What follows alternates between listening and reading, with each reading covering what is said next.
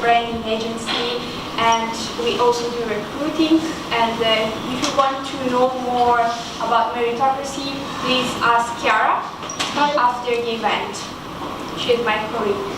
And let's start. So before starting, I ask you to present yourself very shortly. Please, Julia. Hi, I'm Julia. I've been with Moovel for 3 years now, and I'm a recruiting expert, also now starting on the topic of employer branding. My background is in headhunting, especially tech positions, and sales before that. My name is Lenka. I'm from Wooga. I work there at the moment as the head of HR. My background is actually not being a recruitment expert, but I've learned some answers to the questions that were set up front to us, so that was great. Other than that, my background is actually in learning and development. So hello, my name is Amanda, and actually I just started as a working student at Doctolib, and since May I'm a full-time talent acquisition manager there. And if you haven't heard about us before, we're like a booking platform for doctors, and our goal is really to digitalize the healthcare system. Hi, my name is Mareike. I work at Raisin as a senior talent acquisition manager. And I have been with Raisin now for a bit more than 2 years. And yeah, in that time we grew a lot. So back then we were 60 people, now we're more than 180. So we definitely had to also adapt our recruiting processes, and data does play a really big role in the whole organization. So we are a data-driven company, and this also has big influence on our recruiting processes. Okay. You see that again. So let's start with the first question. Maybe we can start from Lenka. Lenka, are you in favor of a fully data-driven recruiting process, or do you think that a mix of good intuition and data is the key of success in recruiting? This is fun with a microphone handover. So as I mentioned before, as an organization, we're definitely coming very much from this intuitive recruitment. We were actually very proud just a couple of years ago of being very agile, which meant being very adaptive, not being great at planning. And this is, fortunately or unfortunately as well, how our recruitment process worked. It was very intuitive, it was very emotional, and it was very much hiring manager driven as well. And I think that within the last couple of years, as the market was maturing as well, and we as an organization, had to become a little bit more process-driven and more objective as well, we started to rethink a couple of our original processes as well. So definitely becoming more data-driven was on top of our list, but at the same time, we had to acknowledge we come from a culture which is actually very not data-driven when it comes to employee culture specifically, and therefore the steps which we needed to take were actually very small incremental improvements, so that the employees who are at Wooga don't have the feeling from one day to another that we are overhauling things completely. And it was as well important for us that we keep nurturing the personal experience, that we keep nurturing we're actually a very creative organization as well, that we keep nurturing the individual contributions, and we do consider actually emotions being data too. However, the sort of major steps which we take was definitely looking into proper tooling when it comes to recruitment, being able to evaluate a couple of things which we didn't before, such as time to hire.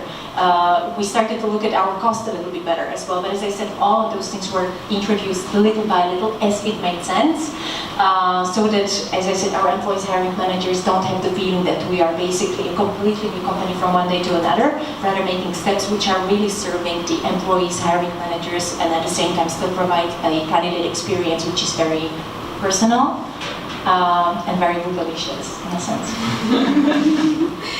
Maybe, yeah, Julia, can you answer the same question? Yeah, sure. So I think at Moovel we're very similar. So maybe for those who don't know Moovel, we're a mobility corporate startup, former 100% daughter of Daimler AG. And now we've just entered a joint venture with BMW, so now we're 50% BMW, 50% Daimler. The whole idea of doing something different, like building up a startup, saying kind of feel-good culture, people over processes, the whole Agile manifesto in the background, thinking, okay, it's about the person, let's not do everything standardized, let's not just send everyone a test before they even met someone, which is done in tech recruiting a lot. So this is where we're coming from. Very similar challenge as you were saying earlier. We exploded recently, so I was the first one to build up the recruiting department. There was no recruiter before that. There was one single people manager doing it on the side. So it was a huge challenge for us to kind of see, okay, we actually need to start implementing processes. We need to maybe start not everyone doing 360 degrees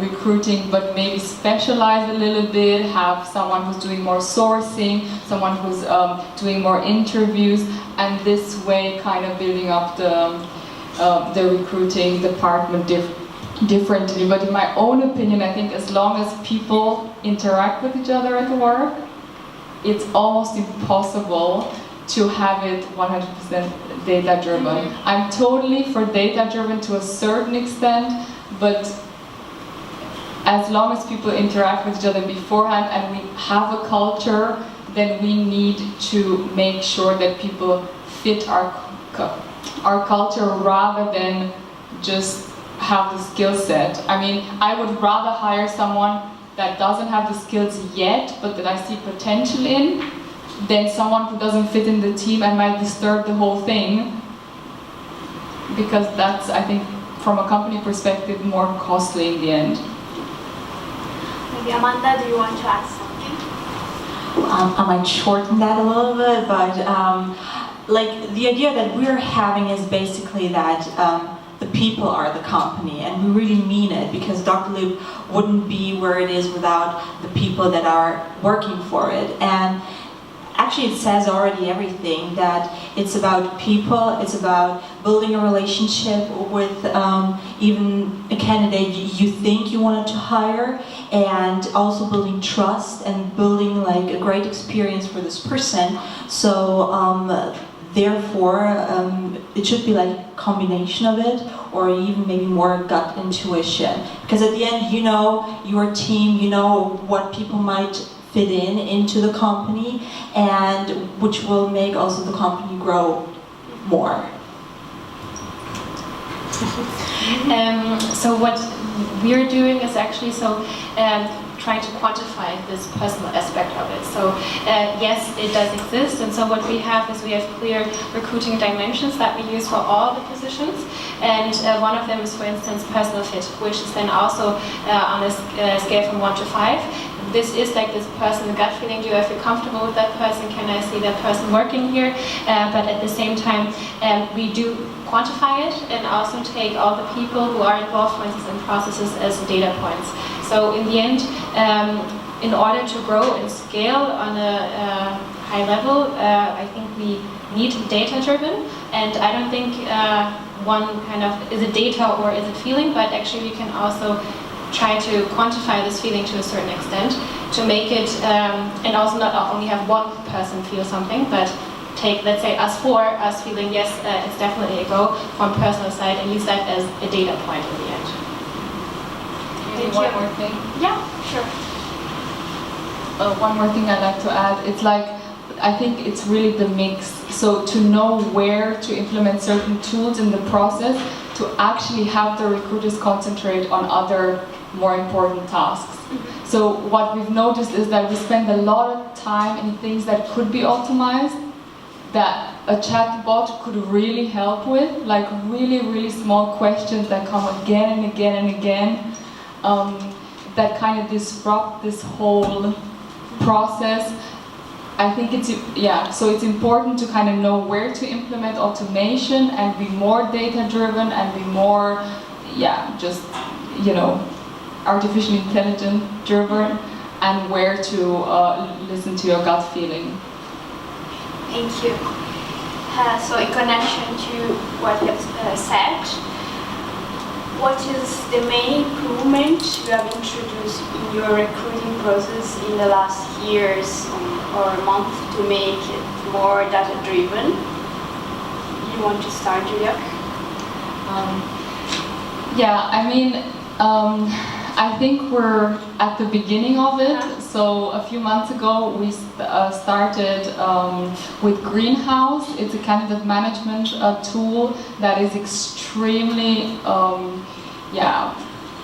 you can use it for so many things, and it's got a major reporting side of it. Before that we used a tool that was almost impossible to track anything with. It was very old school.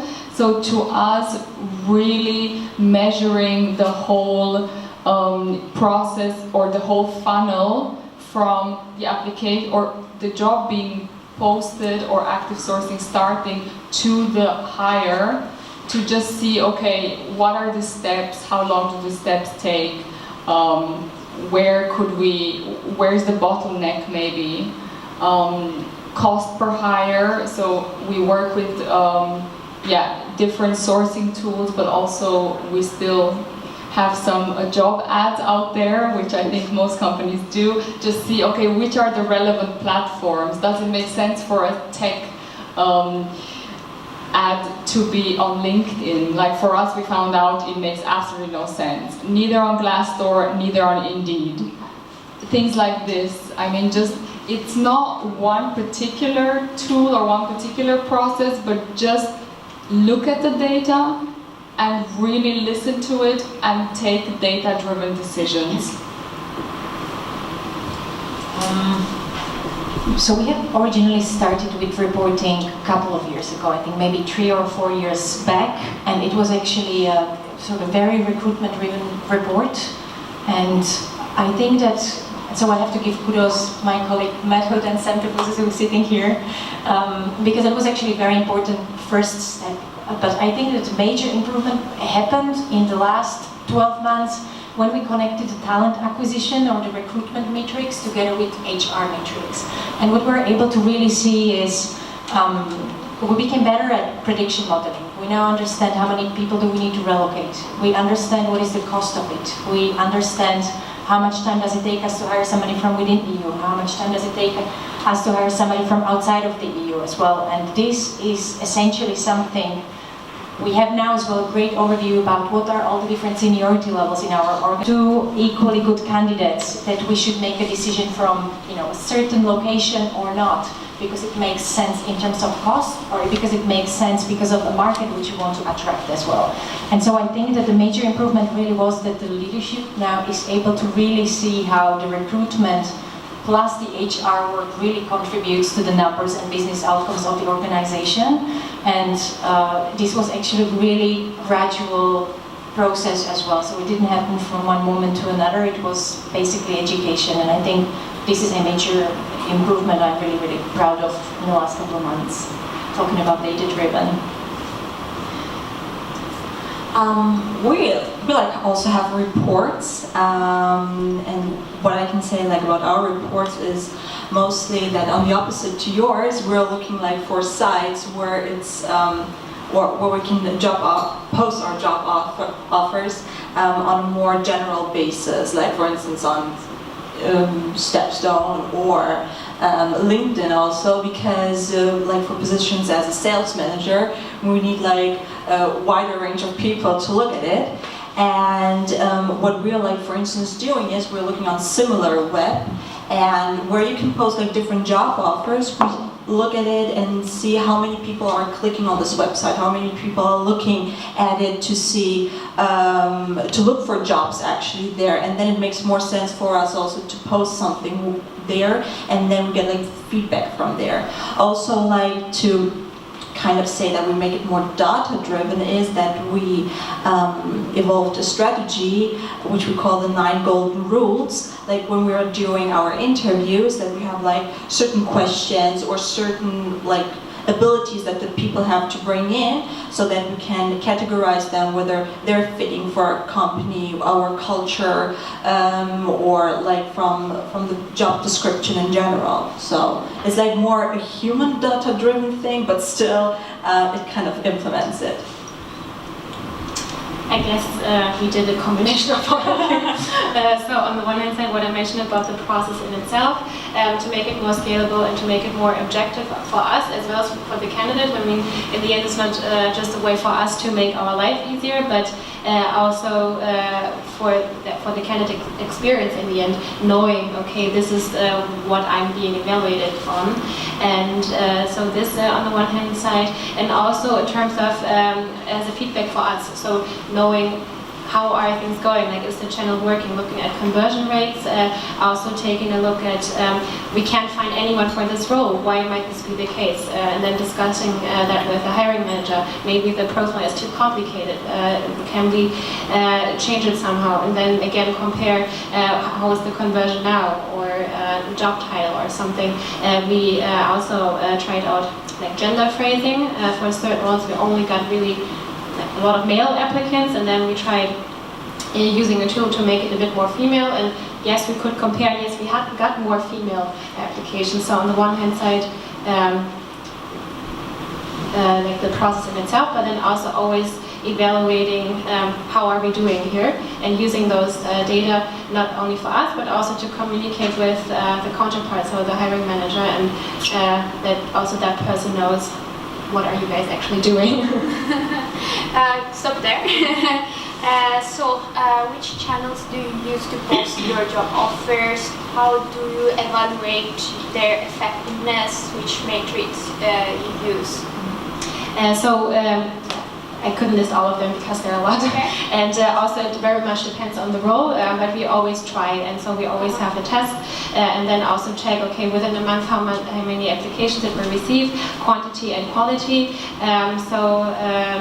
Let it be LinkedIn, let it be Meritocracy, let it be Moovel whatsoever, and also by now this kind of industry is revolutionizing a lot, so it's just a very few really just posts.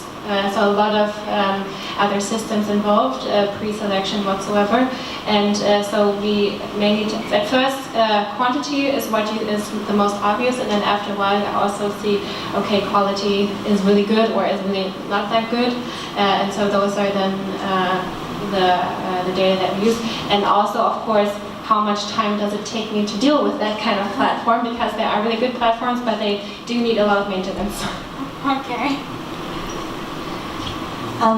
Well, actually, it hasn't changed from what I said before. Like, it's mostly LinkedIn. It's also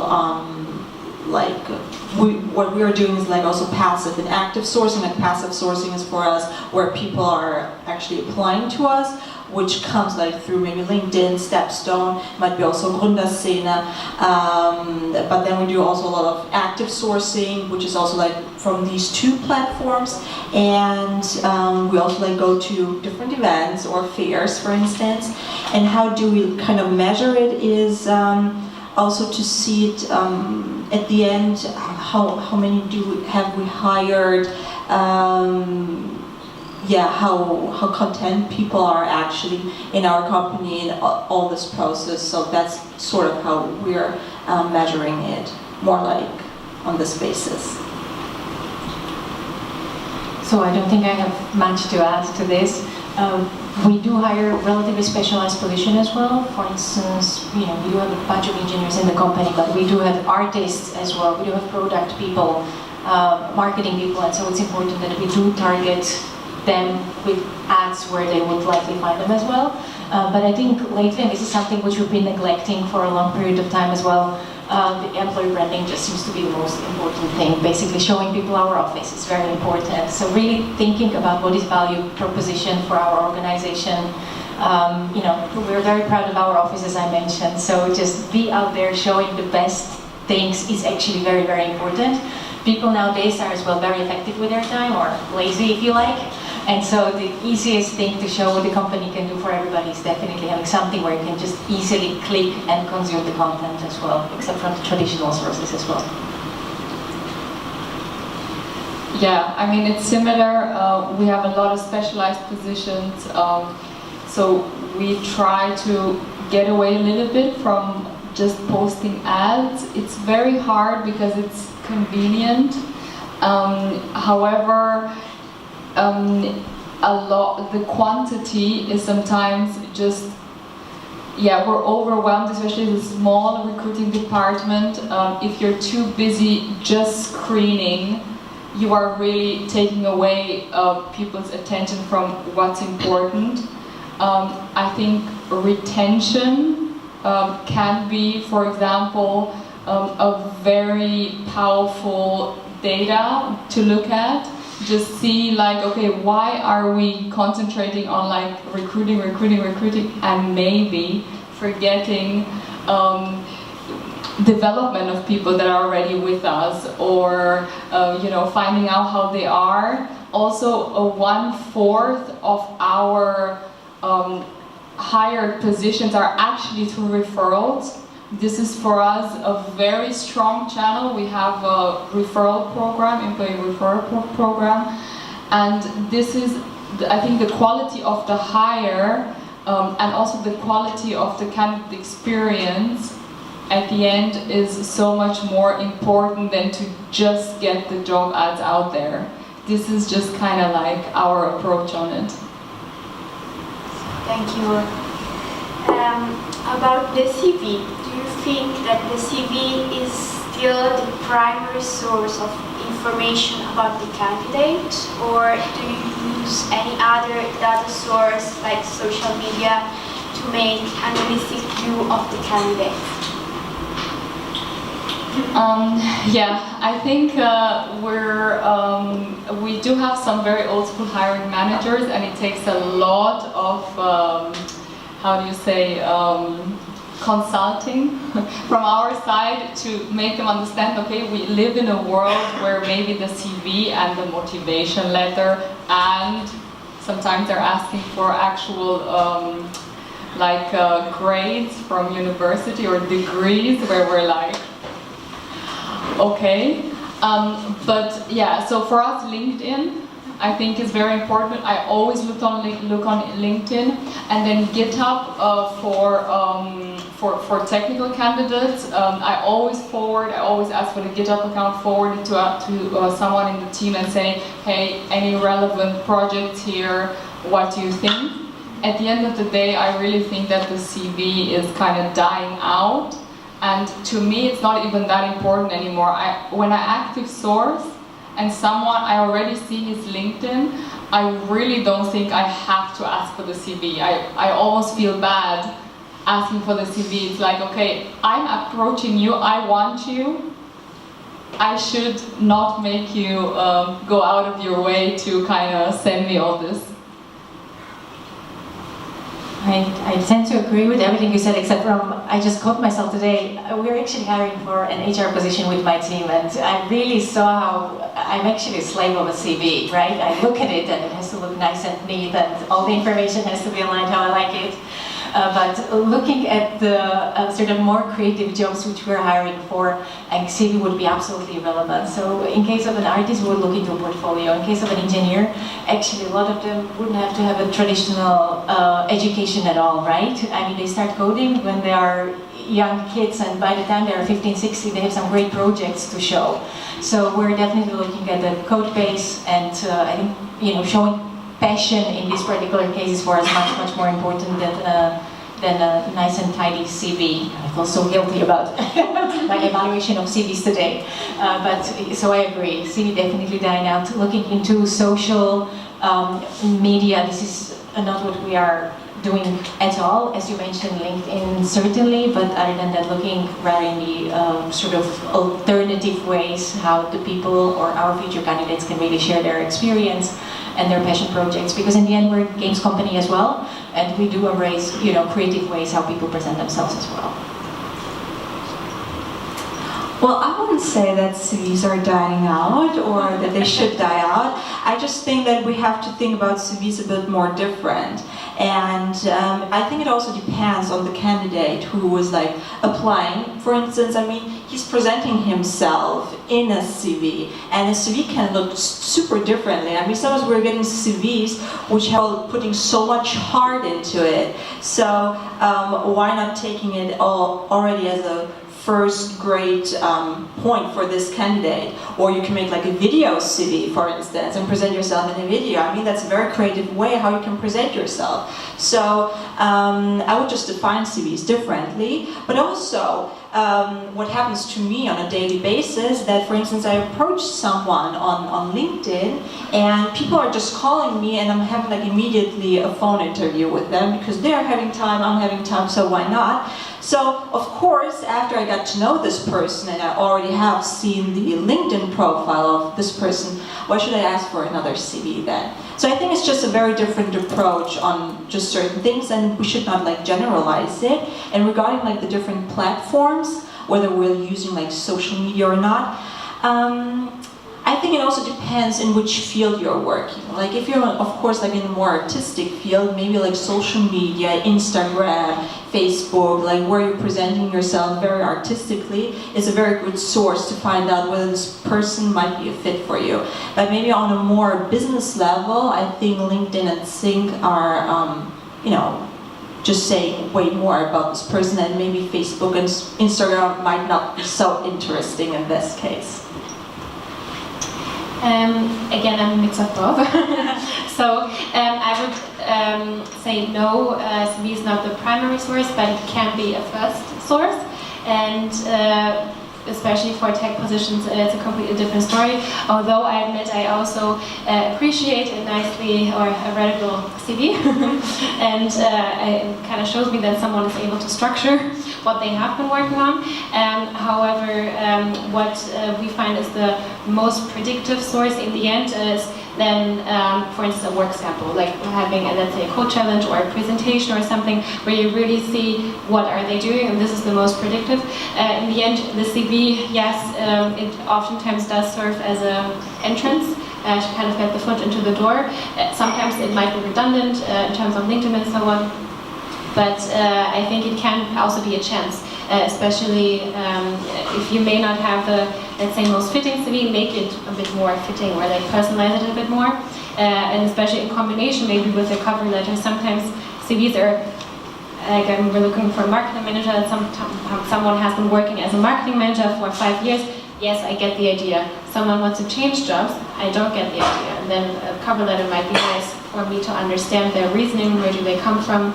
But in the end, I think it's just something to get the foot into the door, and then in the process, this is what is most predictive and what you see in practice with also more quality interviews and so on. I have a quick reply to Amanda. So you were saying that it depends if it's like tech or artsy or business. It's really funny because, for example, I come from sales. And I think like salespeople, it's all about the personality. And I'm always wondering, how do you want to judge someone's personality and work ethic by a CV? So we sometimes get like a text file saying, if you would like to get to know me, give me a call, or I'm happy to kind of present myself in person. And sometimes when someone sends me something like this, I'm like, now that's gutsy. There's a lot of salespeople out there, especially in Berlin. So I'm like, okay, if this is his approach to get a client on board, I want to meet you. Because it's, especially with like salespeople, recruiters, you know, it's really hard to get your personality across in a CV. So to me, I think for most jobs, it's dead. I don't know why. Thank you. And in relation to in-person interviews with candidates, how do you evaluate soft skills and motivation and cultural fit? Do you use any data-driven method? And how do you get rid of biases? that's a lot of questions, so feel free to be longer. Yeah, so we have something similar. Amanda, I think you said you have like a catalog of questions. So we also came up with something like this when it comes to cultural fit. We kind of trained our hiring managers. I mean, this whole kind of, it's 10 creeds, we call them in German, Glaubenssätze. So what people need to bring to the table in order to be a good fit for the company. And I think that everyone's more or less trained and on the same page that this is the case. So it's one way to standardize it. When it comes to soft skills, I think soft skills are really hard in general to check within like an hour or two, unless you want to do an assessment center, and I think that's for a small company just doesn't make sense. So this is our approach, to really sit down. We ask the people in the company, who are we, who do you want to work with, what does these people have to have in order for him to fit in here, and then this is how we do it. So I have to say that I actually counted a couple of weeks ago, and in average our interview panels consist of 11 people, and it already gives you so many opinions and so much data, right? And of course, you know how things are, right? Before I mentioned it, we've been very intuitive, and then we started to be a little bit more process-driven. So I think that we're still on the way to find the right balance when it comes to the right size of the interview panel. But talking about debiasing, so we would always have 2 people interviewing 1 person. And then, as I said, thanks to the fact that we are talking about large group of people, you would always get a versatile amount of data, a versatile number of opinions as well. And what we do then, of course, one would have to fill in a scorecard. We're working with Greenhouse too, and this is information not to be shared before actually sort of final catch-up happens. And during that, we always make sure it's moderated by the talent acquisition manager. The person who is in minority opinion would be, in general, the first one to share their opinion, so that, you know, in general, their opinion doesn't get swamped by the majority opinions in the room. So very simple couple of tips and tricks which we are doing to debias the process itself. Prior to that, we did have debiasing training at Wooga as well a couple of years ago, and talking about how do we actually evaluate for soft skills. So it is very important for us that we do hire people for a team fit and cultural add. But in addition to that, we do have a set of values which the employees now all know by heart. And so, going through a set of behavioral questions, thinking about how would you react in this situation, how would you approach this person, what would be the way of working in this, and this was the issue you would have to solve, is actually very important for us. And I think core of everything in general is definitely make sure that the person is able to critically look and review their previous work as well. So the ability to self-reflect, I think, is the key to everything, because that they will help you assess as well their future potential, right? One isn't great at taking feedback if they're not able to look at their previous work very well. So besides like the catalog that we're having like also our core values, which we call the SPA. And maybe to make you understand what it means, it's like service, passion, and attack, ambition, and humility. And this is like something that, even if maybe not all the 9 rules are applying to the person, at least like these core values should apply like to this person more or less, because it's like really the core value of our company, and we're really believing in that, and we're really working like that. And so basically how we find that out is actually through questioning, through communication. We have like also several steps in our hiring process to see whether this person is a fit. And this person is not only talking like with one person, as you said, he's talking like with different people, also from different positions, so that we really find out whether this person has also these core values. Let's say we're talking about attack, for instance, as our core value, meaning how does the person present himself? How is he like talking? Is he like communicative? Like just different things which which you have to acquire to fulfill this kind of value. And also between us, like when all the people have interviewed this person in our process, we're also communicating with each other, saying what did we like, what didn't we like actually, and that's how also we solve like kind of the bias. Just to reflect ourselves and to acknowledge it, because there is no real strategy for any kind of human being to be not biased. But at least if you're talking about it openly with your team and that you're acknowledging it, you can really reduce it. That's how you can just reduce the risk of it. Again, I don't think I have so much spectacular things to add. But so what we also do, or what we use, is that there are multiple people who see a person in different stages, and those are data points. And in the end, they have to evaluate those on a scale from 1 to 5. And so this is also what oftentimes makes me, helps me to kind of structure my thoughts. Okay, like where do I see that person? And what is very important though is that before we start a recruiting process, is that we mainly together with the hiring manager decide what are our expectations. So that not also throughout the process someone says, he's not senior enough. Yeah, but we're looking for a junior. So really to get like the expectations straight here, what are we expecting, let's say, of a junior person? What are we expecting of someone, a lead? What are the standards that say leadership? Yeah, sure, somehow everyone should be kind of a leader also in their field, but how much do we expect for this role? What is the standard here? And then always calibrating back. So, okay, this is what we want. How close is the person to already having that? Maybe how much is the potential? So trying to quantify this personal aspect with the help of having established standards beforehand. And then again, also something like on a scale from 1 to 5, how much would I like to work with that person?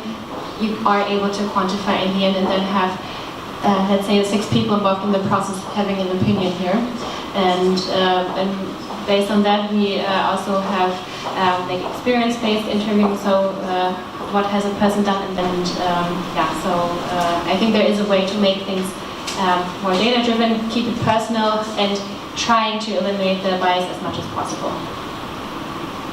And how do you aggregate data coming from different sources or from different recruiters to make a final hiring decision? And have you ever had the feeling of being overwhelmed by data?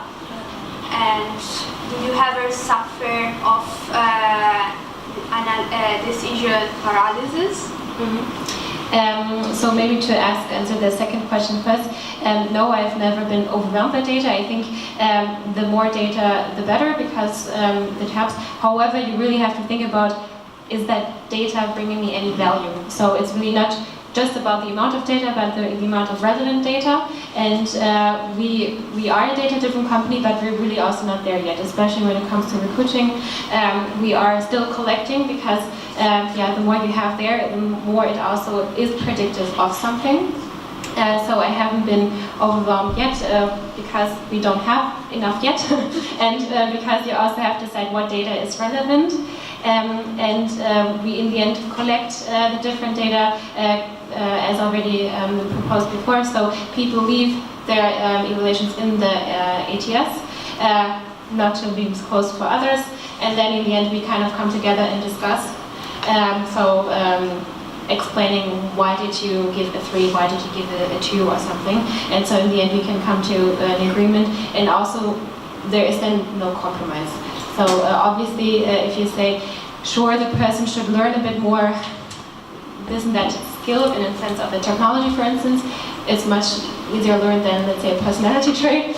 But so that such, let's say, a compromise, but this also should ideally be something that is discussed beforehand. What's, let's say, the ideal candidate, but what is something that we can neglect a bit when personality is amazing? Well, basically, what I can say, we're like not really a data-driven company in general, and just in my opinion, I feel if it's going to be like too data-driven, then there might be like too much data, because that's how I just imagine it. If you're having a candidate and he wants like to work badly for your company, and he knows like how all this process is going, the question sometimes is how much information is he gonna put into his, let's say, CV, or even like other things that you're gonna provide so that he can apply to this job. And it might get overwhelming because at the end you have like just a certain, let's say, algorithm or just a certain approach to find out the right person, and there's like no human touch to it in the pre-screening. So, as I mentioned before, for us, too much data perhaps is too big of a circle of decision makers. And you probably read the article by Google that all opinions which are beyond 4 people are too many opinions. And so, of course, this is probably not a number which we would ever like to achieve. It's important for us as well, for the panel to create people with, having the feeling that they involved and that they took part in the decision-making process as well. But I think that smallifying the amount of people who are at the moment in the interview panel would be definitely better for our data drive. I think we're overdoing it at the moment a little bit for a good reason, but I think for us that's the way to go, having less data. Yeah, I can only agree with most of you. So yeah, too many opinions. We have also very many people looking at the candidates, and also on the other hand, we're not there yet. I really think I've never thought, wow, this is too much data. The only thing that I have thought is like, now we really have to find out what's the relevant data. To really sit down and not just look at everything, because there's a reporting for everything, and to just pick out what's the relevant data for us. This is a bit overwhelming, but once you figure that out, I think it's important to look at as much as possible so it becomes relevant. Thank you. Just one last question from me, and then we can start the Q&A session. Have it ever happened to you to try to back your feelings about a candidate with data? And the opposite, having data disconfirmed by your feelings about a candidate? And how did you act in these circumstances? Julia? That's a difficult question. That's a very difficult question. I think you have very many different people in different departments in every company. And I have argued before with, for example, people that are very objective or just look at facts. I'm very emotionally driven, so, but this is important to have a diverse team. And sometimes it was for me, okay, I see where you're coming from, and maybe your data, say for example a coding task, tells you differently. But after years and years of experience and talking to people, I see potential. Like, is it really that he can't code, or is it that he's not what we consider a senior developer with this particular framework? To really kind of, question people. And yeah, I think it's also our job as a recruiter to sometimes just question the process the way it is, and make sure that, especially now with the way the market is, it's a very candidate-driven market. Can we as a company, not being Google, not being Facebook, not being, whoever has this amount of, can we really say, oh, no way, we can't take this person because he doesn't have this one framework in place? Can we give him a chance? Maybe he can learn it if he's worked with another framework for a couple of years. So this is where sometimes my gut feeling tells me I should fight for it. So I like to think of myself as being a very logical person at some point, and then I read some article apologies to all hobby neuroscientists here. And that article basically said that the way how human beings are making any decisions, it's really snippets of seconds, and you have your opinion made. And what you do afterwards, your brain tries to come up with a data set with some form of analytics and put it into words. And I was thinking, that's really interesting, but maybe that's really how it works. And ever since I read this article, I'm thinking, you know, whoever says in the room, my gut feeling is telling me this or that, I'm just thinking, you know, that is a data point as well. And it's fine if this person isn't really able to put, you know, the reasoning for that feeling into words, right? It just might be that they're making this decision based on some experience as well, and now their gut is telling them that the experience last time wasn't so good, so let's not go with it now. And so I think it's actually perfectly acceptable to mix in data with emotions as well, and not discard them. I think it's important to find the right balance. So, as I learned about myself, I definitely do that. I do probably start with a certain emotion and I just try to put some words on top of it. That's probably happening quite frequently and I don't even know about it. Just put a disguise of logic on it. I think the two of you have like a good combination of what I'm thinking. Well, basically I'm myself not that long in talent acquisition, so maybe I haven't had encountered that feeling yet. Still, what I can say is before I came like to Doctolib, I also like always thought it's just like about this person, what this person did, what kind of experience you have, and how you put it into good words, and how you can just present yourself, whether you're fit to this job or not. And basically what I also like learned at Doctolib is like how, as you said, Julia, about the potential that you really should also not only see people who are like super professional or who can like tell you, I don't know, different codings, but who can also bring this potential into your company, and that you can actually evolve this potential, because you know it's going to be an outcome of the company, it's going to be an investment, and it also shows what kind of a great company you are if you can actually see good talents. Yeah, so basically this is what I would say. I would in a very short answer all the time. So after every interview I have initial feeling. Was good, was bad. Sometimes when it's like a super good feeling, usually also then my evaluations, when I check back, okay, looking at what we've defined beforehand, yes, it matches. Sometimes I have, sure, a super nice person, and then I realize, no, but actually not a fit, but really using our dimensions. So there the data really supports me also to form an opinion and to not just be blinded by a super nice outgoing person, but also kind of what is behind them. Or also the other way around, realizing, oh, it was a little difficult to get words, but actually the words that I got were really, really good. And my initial feeling was like, I don't know, but then realizing, like reflecting back at the interview, seeing, yes, actually it does work. So there, the data really helps me to either, usually supports my feeling for it, or sometimes helps me also to decide what does my feeling actually tell you when you don't know, to say, okay, yeah, actually there's no point, or yes, sure, there is.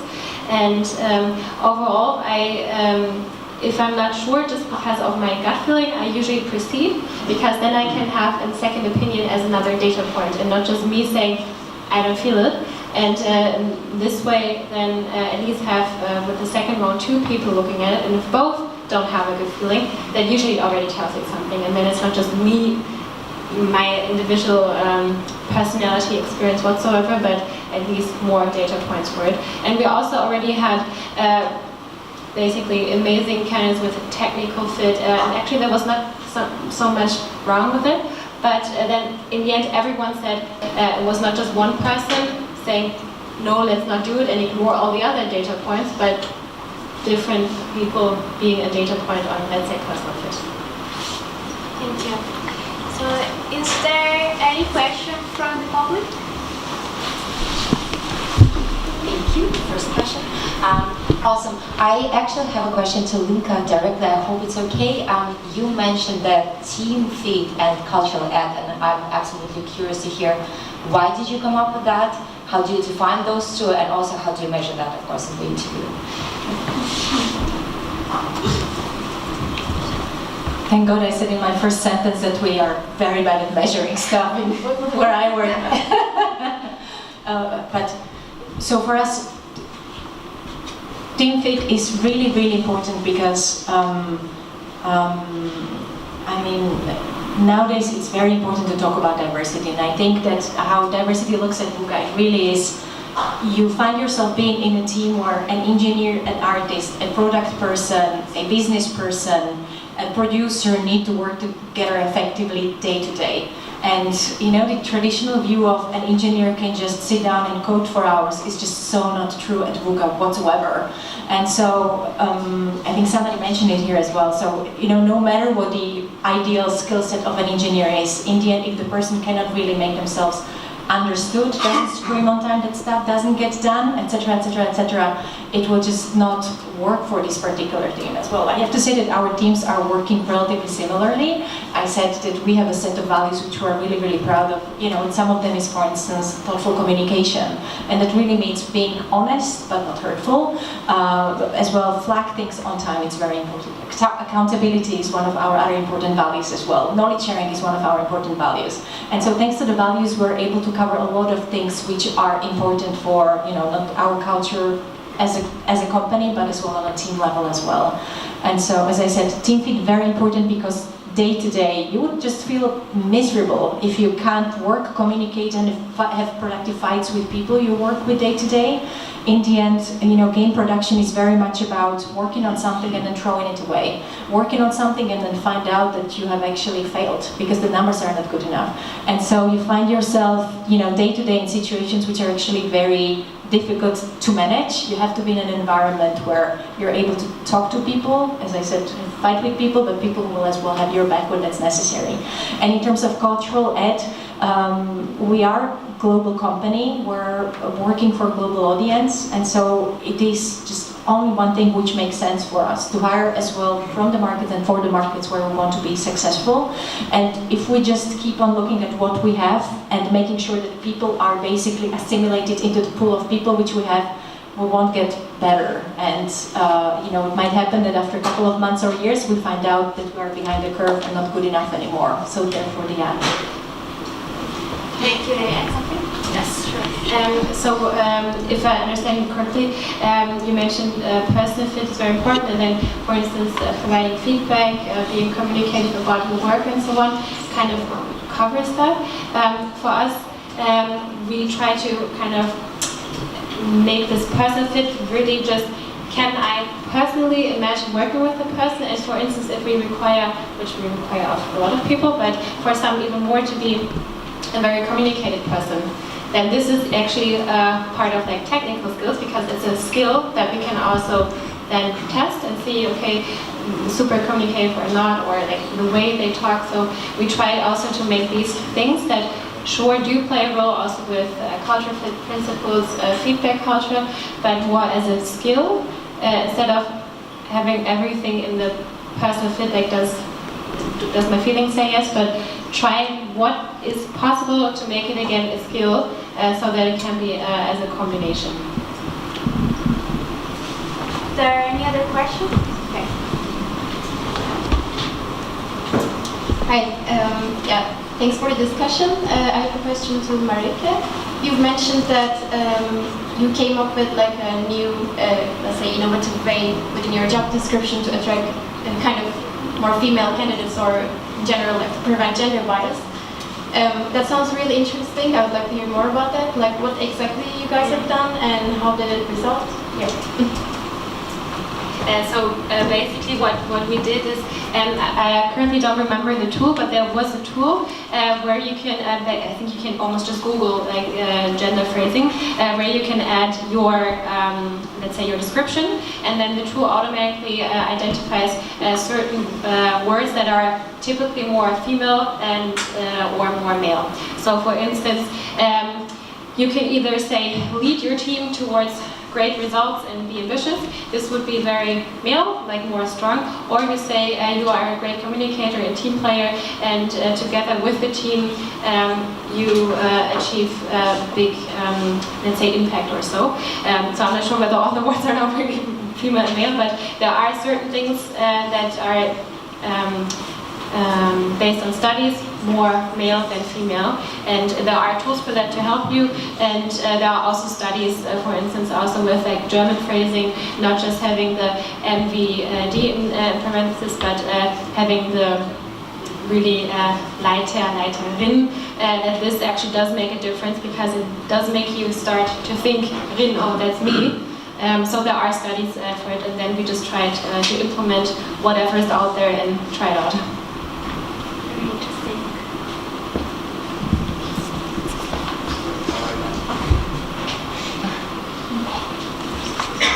Thank you very much.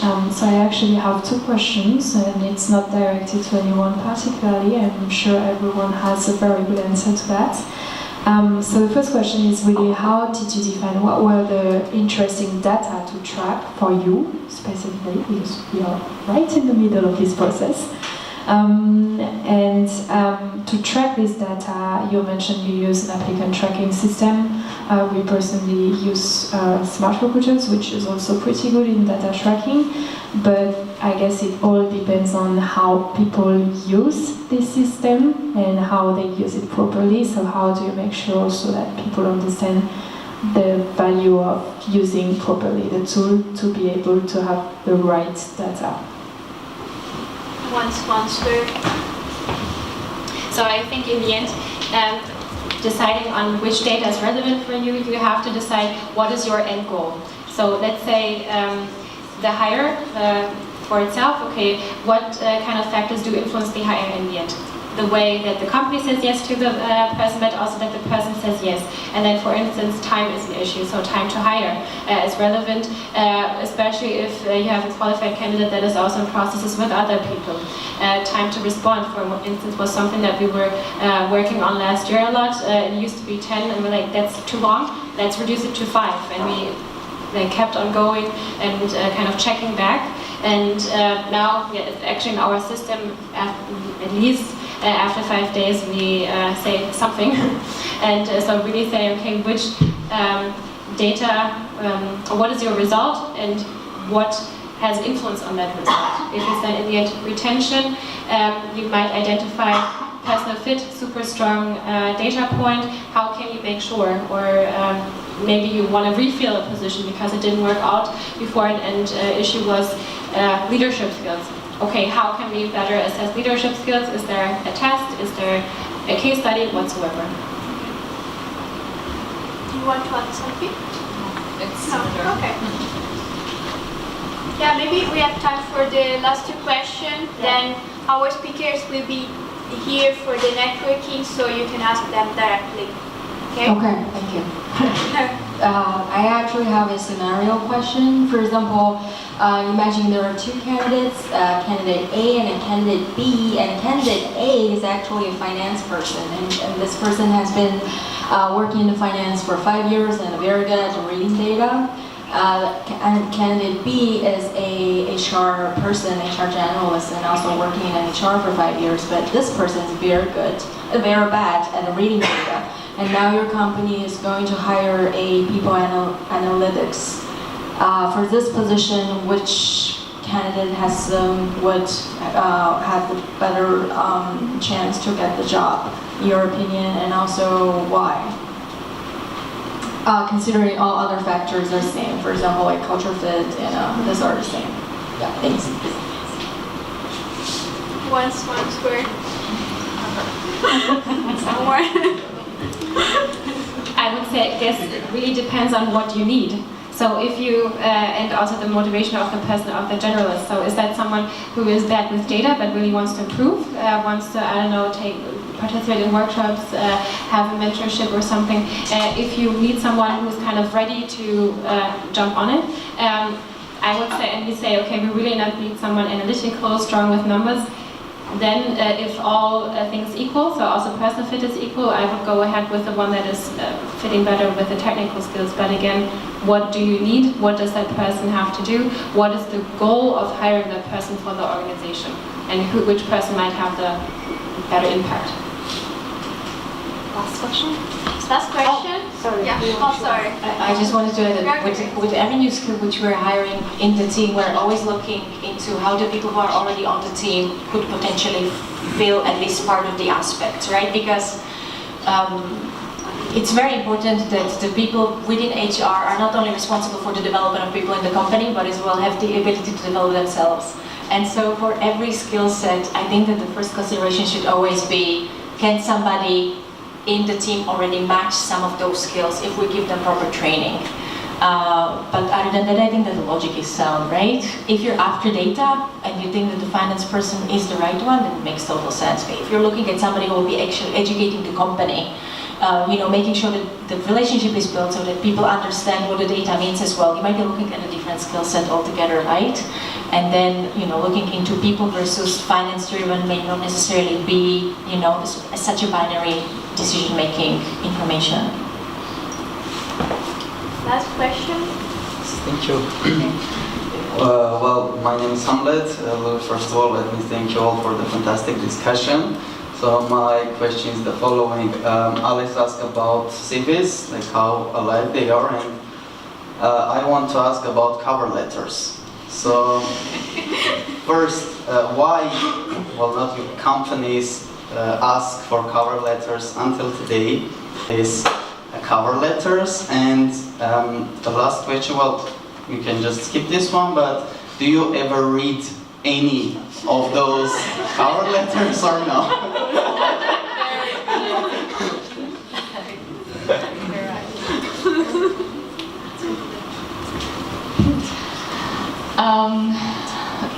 I really think it depends on the amount of roles and amount of people working in the recruiting department. For us, I can say we're very few and we have a lot of open roles. I do not read those. But at the same time, if someone doesn't send a cover letter and the hiring manager is asking for it, I won't discuss it. It's like, okay, it's the 21st century, look at the CV, if you think there's potential, let's give it a try.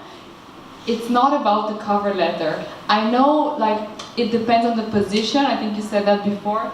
For example, in the legal department. Okay, you're looking for a lawyer, you get a cover letter, for example, full of mistakes. Now, I can see how my colleagues then are like, But I would say 80% of recruiters don't read the entire thing. Maybe I go through the first paragraph, and if something catches me in there, or I look at the CV, I always look at the CV first, and something like there's a question mark, I'm like, okay, he's been in finance for the past 5 years, now he's applying for a sales role, as example. Then I go to the cover letter and I'm like, come on, you have to explain this one to me. And if there isn't any, or there's no explanation in the cover letter, then I'm a bit like, okay, depending on how many others we have, you might have needed to send the cover letter in this case. So I would also agree. So if there's a cover letter, I definitely skim through it. I may not read every sentence, but at least I see, okay, what's the story here? Also, is it 3 pages? And then I definitely want to read as much. So it has to be precise, and everything has to have a meaning. Like it should have an added value. And sometimes there are question marks, and I think then you should definitely take the chance and the opportunity to write a cover letter to kind of explain yourself, your motivation. I oftentimes had it that with the CV, I wasn't sure that actually the cover letter was really nice, also with really personalized for the company. But sometimes it's also just to whom it may concern, I'm super fit for, then it might do more harm than good. And for some roles, I do expect something, for instance, legal or also oftentimes with the internships, so we get tons of applications, and then at some point I have to filter, and obviously as an applicant you don't know who else is applying, but then I guess it's up to you kind of to decide the risk. of doing it, but I usually wouldn't just reject on the basis that there is no cover letter, so even for interns I ask for one. And if people don't write it, then my question has already been answered. So since I studied law and I know very well about the cover letters because I wrote a lot of them while I was working like at law offices. But in general, like as I would right now see it as a starter in talent acquisition, I just think it's like a support for you, because as you said, it can make like a lot of harm, but it can make also like a lot of good. And if you like, you know, like people nowadays want, for instance, the job description to be very personalized, or if I even source people, people are just replying if I personalize kind of a, you know, my approach to them. And that's the same what you can do also in a cover letter. You can be like very personal. You can show how much interest you have into this company and how much you're interested in this position. Personally, I would read the cover letter because I'm coming from such a background. Maybe like in a very efficient, fast-going you know, business or economy, it might seem like, you know, it's a waste of time. But still, I wouldn't just always see it as, you know, something very annoying and boring, but maybe also see it as, wow, I can really like put my whole heart into this cover letter, I would say. Actually, just before this discussion, Alice sent out a couple of questions to think about. And one of them was, what single data point you don't have now, but would actually really help you to make the right decision? And I was thinking, what I would really like is, if a person is applying for 15 jobs, I would love to know where my company ranks in the list of jobs. And so I have to say, honestly, I do love a good cover letter. I think that as a recruiter, you probably really have to be more efficient with your time, but as a hiring manager, it is something where I'm thinking, I really want the person to work here. And I think that the cover letter does show if the person really means it. And so I think for me, the person definitely gains additional points for a cover letter. If it's addressed to Wooga. It could happen if it's addressed somewhere else as well. Oh, and maybe one thing that you can add to this is also that you can see that the recruiter is also dealing with this person. That you're not just a CV and we're just going like through all your data, but that we're actually dealing with your story that you have to tell us about yourself and that you want to bring into our company. No. Okay. So I hope you're staying here for the networking. If you still have questions, how more speakers will be here? I hope so. And do you want to add something? Anything? Okay. Thank you so for having thank you us. for joining.